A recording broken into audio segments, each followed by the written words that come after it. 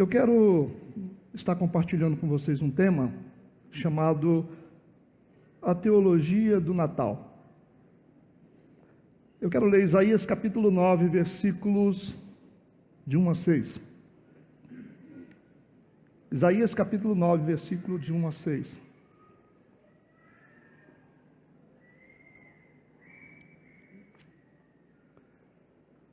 Que diz assim: mas a terra que foi angustiada não será entenebrecida, envelheceu nos primeiros tempos a terra de Zebulon e a terra de Naftali.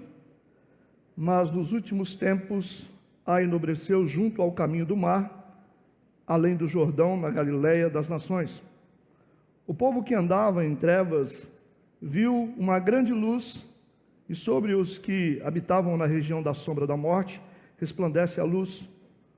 Tu multiplicaste a nação, a alegria lhe aumentaste. Todos se alegrarão perante ti, como se alegram na ceifa, e como exultam quando se repartem os despojos. Porque tu quebraste o jugo da sua carga e o bordão do seu ombro, e a vara do seu opressor, como no dia dos midianitas. Porque todo o calçado que levava o guerreiro no tumulto da batalha, e todo o manto envolvido em sangue serão queimados, servindo de combustível ao fogo. Porque um menino nos nasceu, um filho se nos deu, e o principado está sobre os seus ombros, e se chamará o seu nome maravilhoso, Conselheiro, Deus forte, Pai da eternidade, Príncipe da paz. Vamos orar?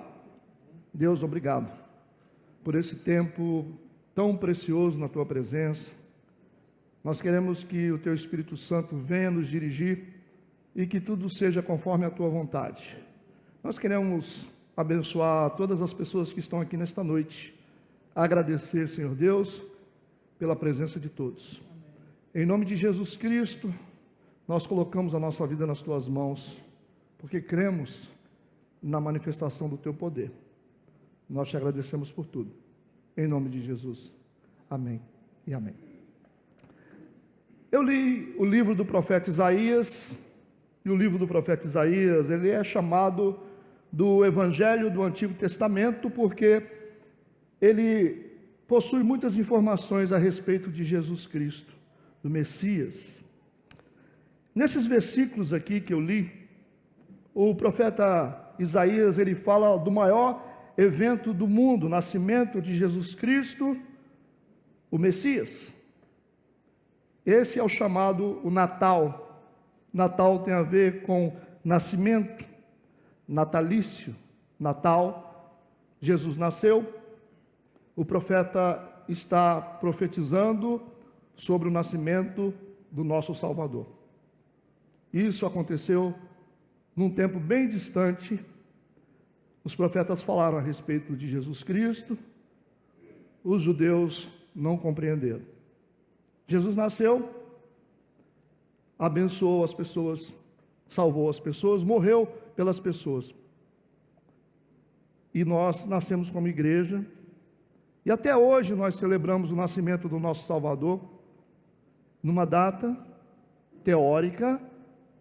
Nós não temos a certeza da data exata, mas teoricamente nós escolhemos uma data para comemorar o nascimento do nosso Salvador. O maior evento que já aconteceu no mundo, o nascimento de Jesus Cristo. Todos os cristãos no mundo inteiro se reúnem em volta desse nome, porque nós gostamos de celebrar o nascimento do nosso Salvador, Jesus Cristo. Amém? Infelizmente, as igrejas, elas estão divididas em relação ao entendimento do Natal. Algumas igrejas amam o Natal, outras igrejas falam mal do Natal, a ponto de isso se tornar um debate no mundo inteiro, se devemos, como cristãos, comemorar o Natal ou se não devemos comemorar. Algumas igrejas hoje, em vários lugares do mundo, elas possuem argumentos contra o Natal. E muitos cristãos, eles deixam de comemorar o Natal por causa dessas críticas. Muitas igrejas, no dia de Natal, ficam fechadas, as pessoas não comemoram nas suas casas. Eu lembro, eu fui criado numa igreja muito conservadora, e essa igreja me ensinou. Isso não quer dizer que as igrejas conservadoras ensinam coisas ruins, mas a igreja onde eu fui criado, eu aprendi a criticar coisas que eu não entendia. Então, muitos hoje gostam de criticar coisas que não entendem profundamente. As pessoas ouvem falar, e assim como um bom conservador radical, eu gostava muito de fazer crítica sobre coisas que eu não compreendia direito. Como eu não compreendia, eu decidi atacar. Mas hoje, crescendo um pouco na fé, aprendendo com Deus, tendo uma relação mais íntima com a palavra, a minha mente começou a abrir há alguns anos a respeito dessas coisas. Graças a Deus por isso. A Igreja Metodista Renovada é uma igreja renovada. É uma igreja, como eu sempre digo, fundamentada biblicamente, estuda a Bíblia sistematicamente, estuda versículos por versículos, e a Igreja Metodista Renovada, ela entende que o Natal é importante, que o Natal é uma data importante para o povo cristão. Por isso que nós comemoramos o Natal. Eu quero fazer aqui uma abordagem, primeiro, honesta, porque nós temos que ser honestos. Eu quero fazer essa abordagem honesta, e quero também que todos vocês que estão ouvindo aqui, os que estão ouvindo pela internet também, sejam honestos em relação à interpretação da verdade. Uma abordagem honesta, bíblica e justa a respeito do Natal. Amém? Qual é a relação? Essa é a primeira pergunta que vamos fazer. Qual é a relação de uma árvore com uma criança que nasceu há mais de 2000 anos atrás? Qual é a relação de uma árvore com essa criança que nasceu há mais de 2000 anos atrás? A primeira coisa que as pessoas sabem dizer, a maioria das pessoas sabem dizer, elas vão dizer que as árvores de Natal são pagãs. É a primeira coisa que vai sair da boca das pessoas, que as árvores de Natal é um culto pagão, e que isso faz parte de uma tradição pagã, e que isso veio da Babilônia. A primeira coisa que você vai ouvir como argumento das pessoas é isso, que a árvore de Natal é pagã, veio do paganismo, e que é algo errado, e que veio da Babilônia, considerando que Babilônia tem um sentido pejorativo para o povo cristão. A segunda coisa que as pessoas vão dizer é que isso é misticismo, isso é idolatria. Algumas pessoas que se acham mais espirituais, elas vão dizer que o que nós estamos fazendo é errado. Elas gostam de usar o capítulo 10 de Jeremias para combater o Natal. Eu quero ler o capítulo 10 de Jeremias, que fala sobre um assunto, e que muitas pessoas usam esse capítulo para poder combater o Natal. Jeremias capítulo 10, versos de 2 a 5. Escute isso. Assim diz o Senhor: não aprendais o caminho dos gentios, nem vos espanteis dos sinais dos céus, porque com eles se atemorizam as nações. Porque os costumes dos povos são vaidade, pois corta-se do bosque o madeiro, obra das mãos do artífice, feita com machado, com prata e com ouro, o enfeitam com pregos e com martelos o firmam, para que não se movam. São como a palmeira, obra torneada, porém não podem falar, certamente são levados por quanto não podem andar. Não tenhais receio deles, pois não podem fazer mal, nem tampouco têm poder de fazer o bem. Com base nesse versículo, Jeremias capítulo 10, de 2 a 5, criou-se uma cultura contra o Natal. Mas só que a gente tem um problema muito sério aqui, porque nós precisamos fazer a interpretação certa desse texto. E nesse texto, Deus não está falando nada contra árvores de Natal. Deus não está falando nada contra o Natal. Amém? O que Deus está falando? Deus está falando de um problema local da época, porque era costume dos povos antigos irem na floresta, pegarem uma árvore com obra artesanal de marcenaria, transformar essa madeira da árvore num ídolo, e eles adoravam esses ídolos que eram construídos da madeira. Deus está dizendo para o povo de Israel por que eles foram cativos na Babilônia. Então esse texto não está falando sobre árvores de Natal. Esse é o primeiro ponto. Está falando sobre as pessoas que pegavam madeira na floresta para transformar o tronco das árvores, através de uma obra de marcenaria, em ídolos do paganismo para adoração. Então nós precisamos interpretar o texto e entender o contexto que Jeremias está falando aqui. Não está falando nada sobre árvore de Natal, mas sim de idolatria, que foi o motivo que levou o povo de Deus para o cativeiro na Babilônia. Eles construíam imagens de madeira e cultuavam essas imagens que eram construídas de forma artesanal. Quantos entendem o que eu falo? Não está falando sobre uma profecia futura. O contexto da passagem aqui é sobre idolatria a ídolos construídos. Esse é o primeiro ponto. Outra coisa é que o livro do profeta Jeremias, que contém os textos que eu li, foi escrito no ano 600 antes de Cristo.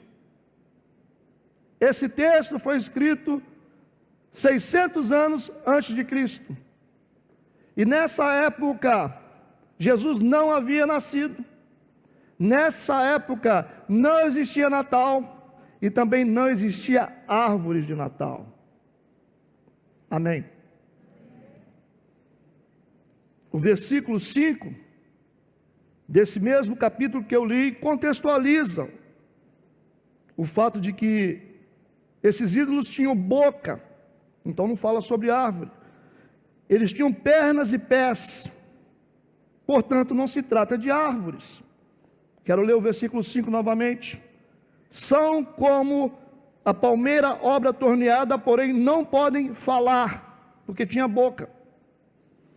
Certamente são levados por quanto não podem andar, porque tinham pés e pernas. Não tenhas receio deles, pois não podem fazer mal, nem tampouco têm poder de fazer o bem. Então, esse texto de Jeremias, capítulo 10, usado para combater o Natal, não tem sentido nenhum, porque não fala sobre árvores de Natal, mas sim de objetos, de ídolos construídos para adoração. Está tudo bem? Na América do Norte, no século 17, havia uns cristãos chamados puritanos, que eles eram radicais, como tem hoje, né? Muitos radicais. Eram protestantes radicais, que proibiam a comemoração do Natal, alegando que tinha raízes pagãs. Então, nas primeiras 13 colônias da América, comemorar o Natal era um crime contra a lei, porque os puritanos, protestantes, eles achavam que comemorar o Natal era um crime. De onde veio a árvore de Natal? Primeira resposta: não veio da Babilônia. Pastor, então de onde veio a árvore de Natal? Veio da reforma protestante. Nós somos fruto da reforma protestante. Foi desse lugar que veio a árvore de Natal. Eu explico. A gente vai voltar um pouquinho na Idade Média, entre o século V e o século XV. Na Alemanha, em outras partes da Europa, as pessoas, elas costumavam ir nas florestas, pegavam árvores, é um contexto diferente, traziam para a cidade e colocavam nelas maçãs e um doce chamado wafers americano, que a gente conhece como Mirabel hoje. Eles costumavam pendurar nessas árvores que colocavam dentro de casa. Isso aconteceu entre o século V e o século XV, na Idade Média. Eles penduravam maçãs e wafers nelas. Eles chamavam essa árvore de árvore do paraíso. Em 24 de dezembro, eles comemoravam uma festa chamada Festa de Adão. Eles lembravam da árvore que tinha no paraíso, e colocando a maçã pendurada na árvore, eles comemoravam uma festa chamada Festa de Adão, por causa dessa árvore chamada Árvore do Paraíso, e diziam que essa árvore representava a árvore que Deus disse para não comer do fruto, e que essas frutas colocadas eram os frutos que deram lugar ao pecado. Presta atenção. Essa árvore representava a árvore do jardim do Éden, e as maçãs representavam o fruto que Adão e Eva comeram e que mergulhou o mundo no pecado. Mais tarde, eles colocaram wafers nela para simbolizar a comunhão, a ceia do Senhor. Eles colocavam até biscoitos para atrair as crianças, e as crianças olhavam para os biscoitos pendurados na árvore, e os mirabéus pendurados, e elas se sentiam bem, dizendo que a árvore era chamada Árvore do Paraíso. Essa árvore, chamada de Árvore do Paraíso, foi a precursora da árvore de Natal, porque no ano 1500 surge um homem muito conhecido chamado Martinho Lutero, o homem que começou a reforma protestante. Ele iniciou tudo, todos sabem disso. Martinho Lutero, ele era alemão, e ele estava muito familiarizado como cristão com essa árvore chamada Árvore do Paraíso, que os cristãos tinham. A árvore que representava aquela árvore que tinha no paraíso, as maçãs penduradas, os doces pendurados. Ele era alemão, e ele era cristão, e ele era muito familiarizado com essa árvore.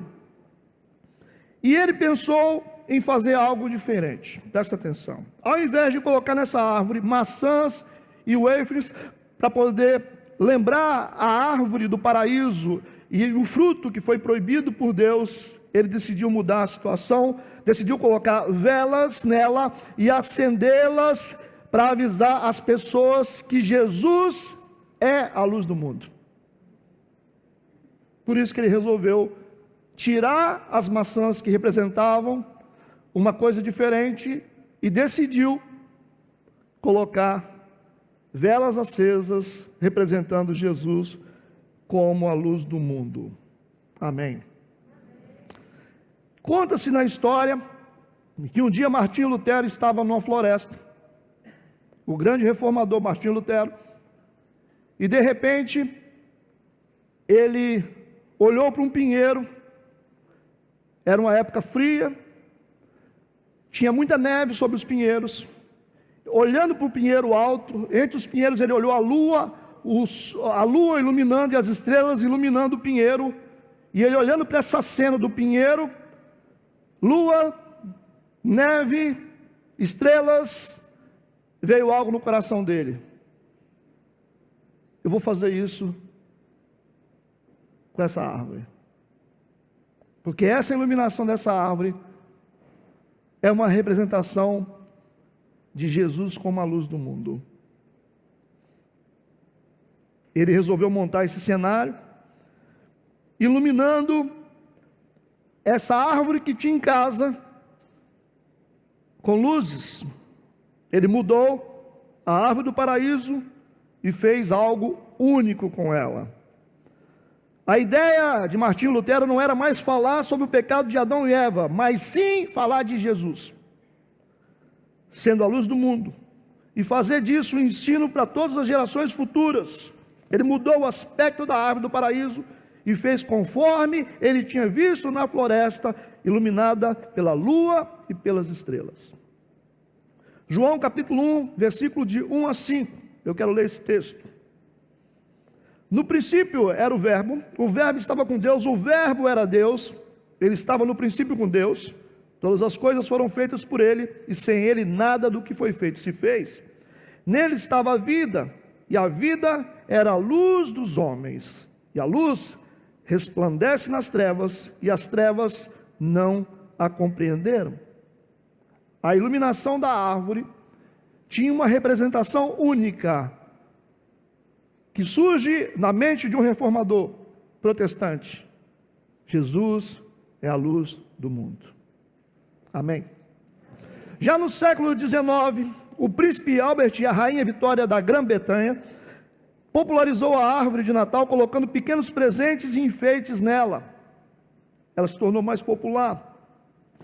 A respeito da troca de presentes, isso tem a ver com os 3 presentes que os reis magos trouxeram para os pais de Jesus no seu nascimento. Aí surge a cultura da troca de presentes. Ou seja, os primeiros presentes foram dados aos pais de Jesus pelos reis magos. Vocês estão compreendendo? Mas a história dos presentes dados na época começa no século IV por um cristão, um bispo chamado Nicolau, morava na Turquia moderna. Ele amava os pobres. Presta atenção nisso. Um bispo chamado Nicolau morava na Turquia moderna. Ele amava os pobres, alimentava os pobres, dava combustível às famílias para iluminar e aquecer as casas nos tempos frios de inverno, e dava brinquedo às crianças. Esse homem, ele era tão conhecido e tão amado pelo povo, que quando ele morreu, as pessoas decidiram, no seu aniversário, dar presente para todas as pessoas, homenageando ele. Como um homem que amava as pessoas, ele resolveu dar presente. As pessoas resolveram dar presente umas para as outras, como exemplo de solidariedade do bispo São Nicolau. Aí nasce a figura do Papai Noel. A ideia das cores vermelho e branco da roupa veio como referência das cores das roupas dos bispos da época. O gorro é a representação da mitra que os bispos usavam sobre a cabeça. Amém. Assim surgiu o Natal. Essa é a história do Natal, essa é a teologia do Natal. E não tem nenhuma maldade no Natal, apenas exemplos de solidariedade. E a árvore de Natal nasce a partir da reforma protestante, não veio da Babilônia. Eu lembro, há um tempo atrás, muitos anos atrás, a igreja toda queria comemorar o Natal. As famílias tinham comprado presentes, todo mundo querendo festejar, se alegrar, porque a gente sofre tanto, sabia? As pessoas comemoram tudo, comemoram o carnaval, fazem tudo, e nós não podemos fazer nada. Nós não podemos celebrar o nosso Deus, nosso Salvador. Quem é que faz as regras? Eu lembro que a igreja estava toda motivada, as pessoas, para poder trocar presentes, para fazer festa, para se alegrar com as famílias. Esse é um momento único para lembrar de Jesus. Um pastor sem conhecimento nenhum teológico arranjou um estudo que ele achou não sei de onde, que não tem significado nenhum, começou a espalhar para todo mundo dentro da igreja. Aí ficou todo mundo triste, todo mundo foi para casa, desanimado, as crianças queriam presente, não receberam, destruiu a igreja emocionalmente. É uma atitude sem entendimento, sem compreensão, sem investigação, sem procurar saber o que é certo. Por isso, muitas coisas estão acontecendo hoje. Os cristãos estão podados de um monte de coisa, porque não têm conhecimento. Nós podemos fazer tudo, menos pecar. Nós podemos fazer tudo, menos pecar. Nós somos um povo livre. E a nossa consciência é de que nós podemos celebrar o nosso Deus. Tudo que é recebido com ação de graças, tudo que é consagrado ao Senhor, nós somos livres para isso. E eu vejo tantas igrejas proibindo tantas coisas, coando, um mosquito engolindo um camelo. Tem tantas coisas para a gente se preocupar: amar o próximo, famílias, amar os nossos filhos, respeitar as pessoas, ser honesto. Mas às vezes a igreja, ela proíbe algumas coisas simples, básicas e legítimas, e começa a criar um monte de proibição. E quando as pessoas não têm conhecimento, elas se rendem a isso. O Natal, não existe nenhuma maldade no Natal. Não existe nenhuma maldade no Natal. Existem alguns acréscimos que as pessoas fazem. Talvez tenha até coisas erradas, como gnomos, essas coisas. Eu também não concordo. Nem concordo em estar colocando figuras de Papai Noel, porque aí você já tem uma pessoa, você tem uma celebridade, aí o protagonista nosso é Jesus Cristo. Então a figura do Papai Noel não nos interessa. Se alguém gosta de usar, também não tenho nada contra isso. Pelo menos foi alguém que fez algo bom, né? Por que não lembrar de pessoas que fizeram coisas boas, como os apóstolos fizeram coisas boas? Eu acho que as pessoas que fizeram coisas boas precisam ser lembradas, sim. Não idolatradas, mas precisam ser lembradas. Agora, nessa última sessão eu queria compartilhar com vocês como nós cristãos devemos comemorar o Natal. Nesse último ponto aqui do nosso bate-papo, olhando para a árvore de Natal, entendendo que existe uma simbologia a respeito de Jesus como luz do mundo. Esse é um madeiro, essa é uma árvore. O madeiro da árvore de Natal aponta para o madeiro da cruz de Cristo. Número 2, a árvore de Natal é uma árvore de luz, que representa Jesus como luz do mundo, e aponta para a cruz, que é a árvore da vida.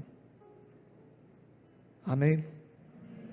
Terceiro, a árvore de Natal é uma árvore de muitos ramos, que aponta para a cruz, que possui 2 ramos, um à direita, outro à esquerda. Os ramos são as partes de madeira onde Jesus ficou com suas mãos estendidas.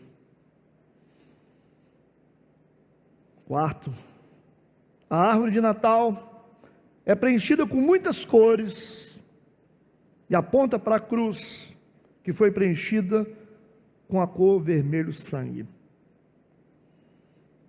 Quinto, a árvore de Natal está cheia de neve branca e aponta para a cruz, que nos lava dos nossos pecados e nos torna brancos como a neve. Sexto, a árvore de Natal tem os seus presentes embaixo dela e aponta para a cruz, onde o nosso maior presente estava pendurado nela. Sétimo, a árvore de Natal possui uma relação, sim, com Papai Noel, e aponta para a cruz, que tem uma relação com o nosso Papai do céu.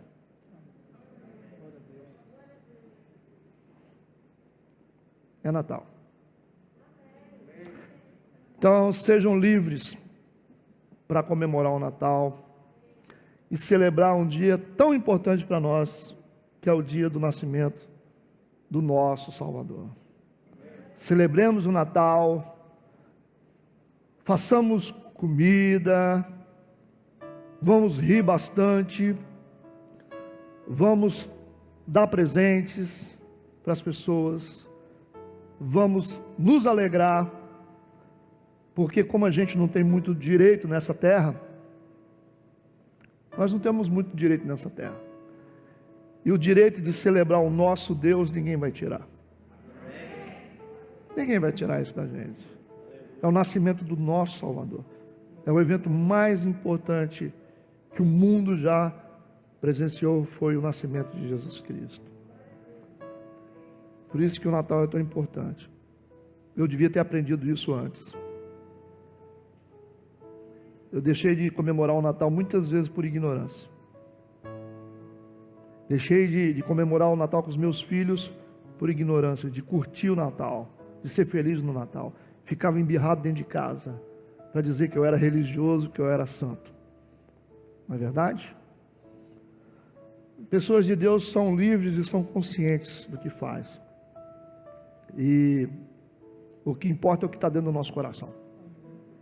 Isso é importante. É porque nós queremos o bem das pessoas. E a árvore boa se conhece pelo fruto, nessa mão. E nós estamos frutificando. Nós estamos frutificando. Talvez as pessoas que estão assistindo, talvez estão até fazendo crítica. Algumas. Gente espiritual ora e observa. Mas os frutos respaldam a árvore. Considerando que nós estamos falando de árvore. Olhe para as famílias, olhe para as pessoas que se convertem. Olhe para os frutos das pessoas. Então não faça julgamento sobre árvores que frutificam. Amém?